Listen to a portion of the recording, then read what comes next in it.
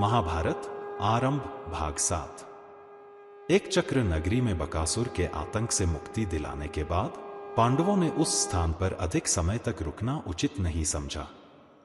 उनकी पहचान कभी भी उजागर हो सकती थी और वे नहीं चाहते थे कि उनकी उपस्थिति के कारण उनके आश्रयदाता ब्राह्मण परिवार पर कोई आंच आए। इसलिए युधिष्ठिर के नेतृत्व में पांडवों ने अपनी माता कुंती के साथ फिर से यात्रा शुरू की।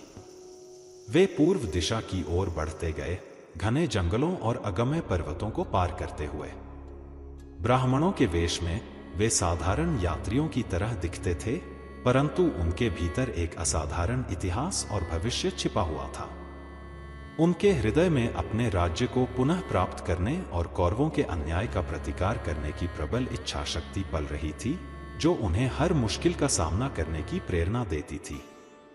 अपनी यात्रा के दौरान पांडवों ने अनेक तीर्थ स्थलों के दर्शन किए और विभिन्न ऋषिमुनियों से ज्ञान प्राप्त किया।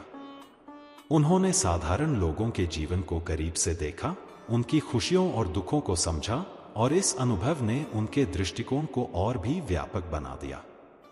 युधिष्ठिर का धर्म ज्ञान और भी गहरा होता गया, भीम की सहन शक्ति और भी मजबूत होती गई, अर्जुन का कौशल और भी निखरता गया, और नकुल सहदेव की सेवा भावना और भी प्रगाढ़ होती गई। माता कुंती ने अपने अनुभवों और बुद्धिमत्ता से अपने पुत्रों का मार्गदर्शन करना जारी रखा। एक दिन उनकी यात्रा उन्हें पांचाल देश की सीमा पर ले गई। उन्होंने सुना कि पांचाल के शक्तिशाली राजा द्रुपद ने अपनी रूपवती और गुणवान पुत्री द्रौपदी के स्वयंवर का आयोजन किया है। इस स्वयंवर में दूर दूर से अनेक राजा और राजकुमार भाग लेने वाले थे। स्वयंवर की शर्त एक कठिन धनुष को उठाना और उससे एक घूमते हुए लक्ष्य को भेदना थी। पांडवों ने इस स्वयंवर के बारे में सुनकर विचार किया। यह उनके लिए अपनी पहचान उजागर किए बिना कुछ महत्वपूर्ण जानकारी प्राप्त करने और संभवतः कुछ नए सहयोगी बनाने का एक अवसर हो सकता था। ब्राह्मणों के वेश में उन पर किसी का ध्यान जाने की संभावना कम थी। युधिष्ठिर ने अपने भाइयों से सलाह मशविरा किया। भीम और अर्जुन इस विचार के प्रति उत्साहित थे, क्योंकि उन्हें अपनी शक्ति और कौशल का प्रदर्शन करने का अवसर मिल सकता था, भले ही गुप्त रूप से।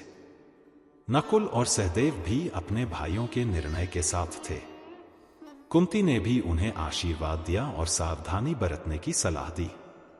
इस प्रकार पांडवों ने पांचाल नगरी की ओर प्रस्थान किया। जब वे नगरी में पहुंचे तो उन्होंने देखा कि स्वयंवर के लिए भव्य मंडप सजाया गया था। दूर दूर से आए हुए राजा और राजकुमार अपने अपने वैभव और शक्ति का प्रदर्शन कर रहे थे। मंडप में एक विशाल धनुष रखा गया था और ऊपर एक घूमता हुआ लक्ष्य लटका हुआ था। पांडव ब्राह्मणों के झुंड में साधारण वेश में बैठ गए। किसी ने भी उन तेजस्वी राजकुमारों को नहीं पहचाना जो कभी हस्तिनापुर के राजमहल की शोभा बढ़ाते थे। वे उत्सुकता से स्वयंवर की प्रक्रिया को देखने लगे। एक एक करके अनेक राजा और राजकुमार उठे और उन्होंने उस कठिन धनुष को उठाने का प्रयास किया, परंतु उनमें से कोई भी सफल नहीं हो सका। कुछ तो धनुष को हिला भी नहीं पाए और कुछ प्रयास करते हुए गिर पड़े या घायल हो गए। राजा द्रुपद और स्वयंवर में उपस्थित सभी लोग निराश होने लगे, क्योंकि कोई भी राजकुमार उनकी पुत्री के योग्य प्रतीत नहीं हो रहा था। दुर्योधन और उसके भाई भी उस स्वयंवर में उपस्थित थे, अपनी शक्ति और अहंकार से भरे हुए। दुर्योधन ने भी धनुष उठाने का प्रयास किया, परंतु वह भी असफल रहा। अन्य कौरव राजकुमारों की भी वही दशा हुई। उनकी असफलता देखकर पांडवों के मन में एक हल्की सी मुस्कान आ गई, परंतु उन्होंने अपनी भावनाओं को नियंत्रित रखा। जब सभी राजा और राजकुमार प्रयास करके थक गए तो राजा द्रुपद निराश होकर विचार करने लगे कि क्या कोई ऐसा वीर है भी जो उनकी पुत्री के योग्य हो। तभी ब्राह्मणों के बीच से अर्जुन उठे। उनका तेजस्वी चेहरा और आत्मविश्वास भरी चाल देखकर सभी की निगाहें उन पर टिक गईं। अर्जुन ने बिना किसी हिचकिचाहट के उस भारी धनुष के पास गए, उसे प्रणाम किया और पल भर में उसे उठा लिया। फिर उन्होंने प्रत्यंचा चढ़ाई और एकटक घूमते हुए लक्ष्य की ओर देखा।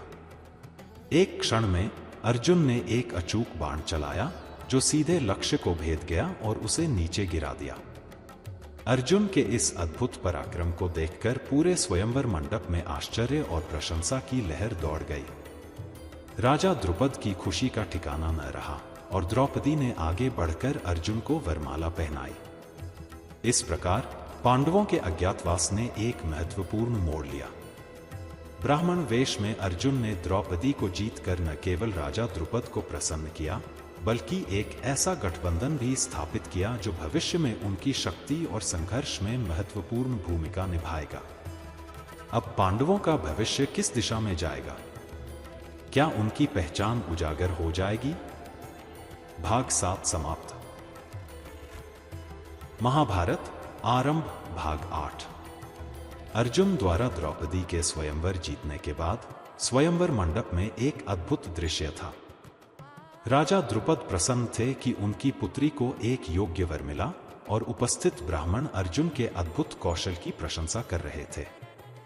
हालांकि राजाओं और राजकुमारों के बीच फुसफुसाहटें शुरू हो गई। एक साधारण ब्राह्मण कैसे इतने कठिन कार्य को सफलतापूर्वक कर सकता है?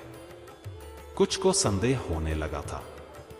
उधर पांडव ब्राह्मणों के वेश में ही द्रौपदी के साथ अपने निवास स्थान की ओर लौट रहे थे। जब वे उस कुम्हार की झोपड़ी पर पहुंचे जहां वे अज्ञातवास के दौरान रह रहे थे, तो अर्जुन ने अपनी माता कुंती से कहा, मां, देखो मैं आज क्या लाया हूं। कुंती, जो भीतर से किसी काम में व्यस्त थी, बिना देखे ही बोल पड़ी, पुत्रों, जो भी लाए हो आपस में बांट लो। यह सुनकर पांडव असमंजस में पड़ गए। उनकी माता की यह अनपेक्षित आज्ञा उन्हें कुछ समझ में नहीं आई। युधिष्ठिर ने आगे बढ़कर अपनी माता को पूरी बात बताई कि अर्जुन स्वयंवर में द्रौपदी को जीतकर लाए हैं। कुंती को अपनी भूल का एहसास हुआ और वे थोड़ी चिंतित हुई। एक पत्नी का 5 पतियों के साथ विवाह कैसे संभव हो सकता है? यह धर्म और कुल की मर्यादा के विरुद्ध था। इस विषय पर पांडवों के बीच गहन विचार विमर्श हुआ। युधिष्ठिर, जो धर्म के ज्ञाता थे, ने इस स्थिति पर गहराई से चिंतन किया। अंततः यह निर्णय लिया गया कि द्रौपदी 5 पांडवों की पत्नी होंगी। यह एक असाधारण और अद्वितीय घटना थी, जिसके पीछे दैवीय विधान और पूर्व जन्मों के कर्मों का रहस्य छिपा था। जब राजा द्रुपद को यह समाचार मिला कि स्वयंवर जीतने वाला ब्राह्मण वास्तव में कुंती के पुत्रों में से एक है और द्रौपदी 5 पांडवों की पत्नी बनेंगी, तो वे आश्चर्यचकित और कुछ हद तक चिंतित हुए। उन्होंने पांडवों से विस्तार से बात करने के लिए उन्हें अपने महल में आमंत्रित किया। पांडवों ने अपना ब्राह्मण वेश त्याग दिया और अपने असली रूप में राजा द्रुपद के सामने उपस्थित हुए। तेजस्वी राजकुमारों को देखकर राजा द्रुपद अत्यंत प्रसन्न हुए। उन्हें यह जानकर बहुत खुशी हुई कि उनकी पुत्री का विवाह इतने पराक्रमी और उच्च कुल के वीरों के साथ हुआ है। उन्होंने पांडवों का भव्य स्वागत किया और उनके साथ अपने संबंध को और भी मजबूत किया। जब दुर्योधन और कौरवों को द्रौपदी के स्वयंवर और पांडवों के जीवित होने की खबर मिली, तो उनके क्रोध और ईर्ष्या की कोई सीमा न रही। उन्हें विश्वास नहीं हो रहा था कि पांडव लाक्षागृह की अग्नि से बच गए हैं और उन्होंने राजा द्रुपद जैसे शक्तिशाली राजा के साथ गठबंधन भी कर लिया है। दुर्योधन ने अपने मामा शकुनी और अपने भाइयों के साथ मिलकर पांडवों को फिर से हानि पहुंचाने की योजनाएं बनानी शुरू कर दी। हस्तिनापुर में धृतराष्ट्र को भी इस समाचार से अवगत कराया गया। वे अपने पुत्रों के मोह और पांडवों के प्रति अपने कर्तव्य के बीच झूल रहे थे। भीष्म पितामह और विदुर ने धृतराष्ट्र को सलाह दी कि वे पांडवों को वापस हस्तिनापुर बुला लें और उन्हें उनका न्यायोचित अधिकार दें। उन्होंने तर्क दिया कि पांडवों के साथ शत्रुता रखना कुरु वंश के लिए विनाशकारी साबित हो सकता है। धृतराष्ट्र, भीष्म और विदुर की सलाह को पूरी तरह से नकार नहीं सके। उन्होंने पांडवों को सम्मानपूर्वक हस्तिनापुर वापस आने का निमंत्रण भेजा। पांडवों ने युधिष्ठिर के नेतृत्व में हस्तिनापुर की ओर प्रस्थान किया। हस्तिनापुर पहुंचने पर पांडवों का भव्य स्वागत किया गया। प्रजा उन्हें जीवित देखकर अत्यंत प्रसन्न थी। हालांकि कौरवों के चेहरे पर ईर्ष्या और द्वेष स्पष्ट रूप से झलक रहा था। धृतराष्ट्र ने दोनों पक्षों के बीच शांति बनाए रखने के लिए कुरु राज्य को 2 हिस्सों में विभाजित करने का निर्णय लिया। पांडवों को खांडवप्रस्थ का क्षेत्र दिया गया, जो उस समय एक उजाड़ और वीरान इलाका था। पांडवों ने अपनी मेहनत और दृढ़ संकल्प से खांडवप्रस्थ को एक सुंदर और समृद्ध नगर में बदल दिया, जिसे इंद्रप्रस्थ के नाम से जाना गया। युधिष्ठिर का न्यायप्रिय शासन और पांडवों का पराक्रम देखकर इंद्रप्रस्थ शीघ्र ही एक शक्तिशाली और प्रसिद्ध राज्य बन गया। इस प्रकार पांडवों का अज्ञातवास समाप्त हुआ और उन्होंने इंद्रप्रस्थ में अपनी शक्ति और प्रतिष्ठा पुनः स्थापित की। द्रौपदी के साथ उनका विवाह एक महत्वपूर्ण मोड़ साबित हुआ, जिसने उन्हें एक शक्तिशाली सहयोगी प्रदान किया। हालांकि कौरवों के हृदय में ईर्ष्या की आग अभी भी धधक रही थी और भविष्य में एक महान संघर्ष का बीज बो दिया गया था। अब पांडवों का जीवन एक नया मोड़ ले चुका था। इंद्रप्रस्थ की समृद्धि और शक्ति कौरवों की ईर्ष्या को और बढ़ाएगी, जिससे आने वाले समय में क्या क्या होगा। भाग 8 समाप्त। महाभारत आरंभ भाग 9। इंद्रप्रस्थ की स्थापना के बाद पांडवों का जीवन सुख और समृद्धि से परिपूर्ण था। युधिष्ठिर का न्यायप्रिय शासन और उनके भाइयों का पराक्रम इंद्रप्रस्थ को एक शक्तिशाली और समृद्ध राज्य बनाने में सहायक सिद्ध हुआ। उनकी प्रजा उनसे प्रेम करती थी और उनके शासन में शांति और न्याय का अनुभव करती थी। इंद्रप्रस्थ की सुंदरता और वैभव दूर दूर तक फैल गया था और यह अन्य राज्यों के लिए एक आदर्श बन गया था। पांडवों का महल अद्भुत और भव्य था, जिसमें कला और शिल्प कौशल का उत्कृष्ट प्रदर्शन किया गया था। द्रौपदी अपनी बुद्धिमत्ता, सौंदर्य और कर्तव्यनिष्ठा से सभी का मन मोह लेती थी। वे 5 पांडवों की प्रिय पत्नी थी और राजकाज में भी उनकी महत्वपूर्ण भूमिका रहती थी। भीमसेन अपनी शारीरिक शक्ति और पराक्रम से राज्य की सुरक्षा सुनिश्चित करते थे। अर्जुन अपने धनुष और बाणों से किसी भी शत्रु का सामना करने के लिए हमेशा तत्पर रहते थे। नकुल और सहदेव अपनी निष्ठा और सेवाभाव से सभी के प्रिय थे और उन्होंने अश्वपालन और पशुधन के विकास में महत्वपूर्ण योगदान दिया था। पांडवों की बढ़ती हुई समृद्धि और यश कौरवों के हृदय में ईर्ष्या की आग को और भी अधिक भड़का रही थी। दुर्योधन विशेष रूप से इंद्रप्रस्थ के वैभव को देखकर अंदर ही अंदर कुढ़ता रहता था। उसे यह सहन नहीं हो रहा था कि पांडव उससे अधिक समृद्ध और शक्तिशाली हों। शकुनी लगातार उसके कान भरता रहता था और पांडवों के विरुद्ध नए षड्यंत्र रचने के लिए उसे उकसाता रहता था। एक दिन दुर्योधन अपने मामा शकुनी के साथ इंद्रप्रस्थ देखने के लिए आया। पांडवों ने उनका उचित आदर सत्कार किया और उन्हें अपने राज्य की भव्यता दिखाई। दुर्योधन ने इंद्रप्रस्थ के अद्भुत महल, सुंदर उद्यान और समृद्ध खजाने को देखा तो उसकी ईर्ष्या और भी बढ़ गई। विशेष रूप से उसे मय दानव द्वारा निर्मित मायावी सभा भवन को देखकर आश्चर्य हुआ। इस सभा भवन में अनेक ऐसे भ्रम उत्पन्न किए गए थे जिनसे दुर्योधन कई बार धोखा खा गया।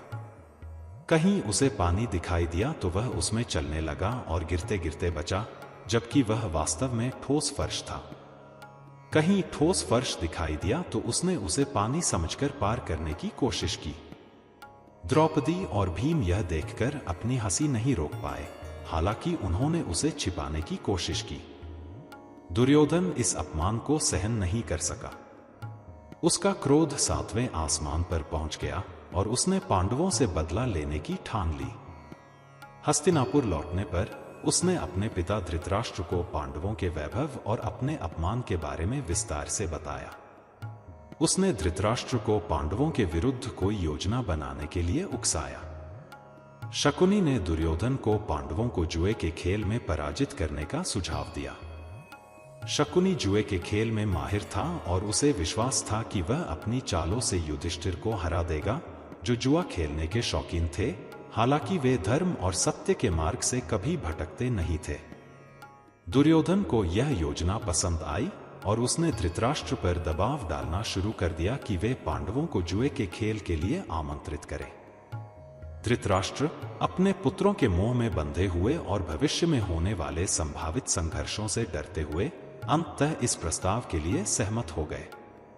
उन्होंने पांडवों को हस्तिनापुर में जुए का खेल खेलने के लिए आमंत्रित किया।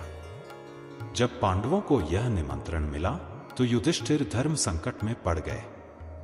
वे जुए के खेल को अच्छा नहीं मानते थे, लेकिन निमंत्रण को अस्वीकार करना भी उचित नहीं था, क्योंकि यह कुरु वंश के मुखिया धृतराष्ट्र की आज्ञा थी। आखिरकार उन्होंने अपने भाइयों से सलाह की और हस्तिनापुर जाने का निर्णय लिया। इंद्रप्रस्थ से हस्तिनापुर की यात्रा करते समय पांडवों के मन में आशंकाएं थीं। उन्हें कौरवों की ईर्ष्या और शकुनी की कुटिल चालों का आभास था। उन्हें यह भी पता था कि इस जुए के खेल के परिणाम गंभीर हो सकते हैं। हस्तिनापुर पहुंचने पर पांडवों का स्वागत तो किया गया, लेकिन वातावरण में एक अजीब तनाव महसूस हो रहा था। कौरव अपनी कुटिल मुस्कानों के साथ उनका इंतजार कर रहे थे और शकुनी की आंखों में एक धूर्ततापूर्ण चमक थी। पांडव जानते थे कि वे एक ऐसे जाल में फंसने वाले हैं जिसका परिणाम शायद बहुत भयानक होगा। अब पांडव हस्तिनापुर के सभा भवन में प्रवेश करने वाले थे, जहां भाग्य का एक ऐसा खेल खेला जाएगा जो न केवल उनका भविष्य बल्कि पूरे भारतवर्ष का इतिहास बदलकर रख देगा। क्या होगा उस जुए के खेल का परिणाम? जानने के लिए हमारे साथ बने रहें। भाग 9 समाप्त।